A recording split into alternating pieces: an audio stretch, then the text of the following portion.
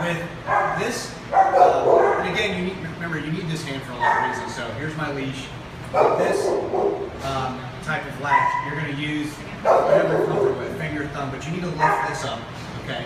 And then you need to hold it up, okay?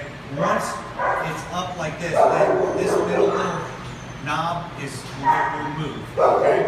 Once that moves, then that door will open, okay? And with this particular latch, the door will open either out or in. I recommend always pushing it in. Why would we do that? Makes the dog back up, gives you more time and space, rather than they just charge out, okay? All right, so if the dog's real high energy, you seem like they're ready to go out, you can make them wait, okay? So you don't have to necessarily, if he starts to rush, step back.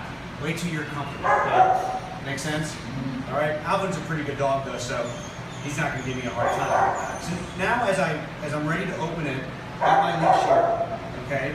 I wanna get low, okay? Because still you don't know these dogs, and even when you know them, they can still say, hey, I wanna get out. All right, so as I'm opening this, right, I'm gonna go low, all right? I'm gonna let go of that, and then move, okay? I got Alvin, okay? Pull that down, and I'm gonna take a stop, okay? Now Alvin's ready to go, he's gonna come out. I wanna get Alvin on the other side. I wanna stay between Alvin and the other kennel. Why would I wanna do that? Because some dogs will lunge at the kennel, and we don't wanna do that. So we wanna get good control of them. I like to hold them close to me, keep them close. Now we're gonna exit with Alvin. Come on, Alvin.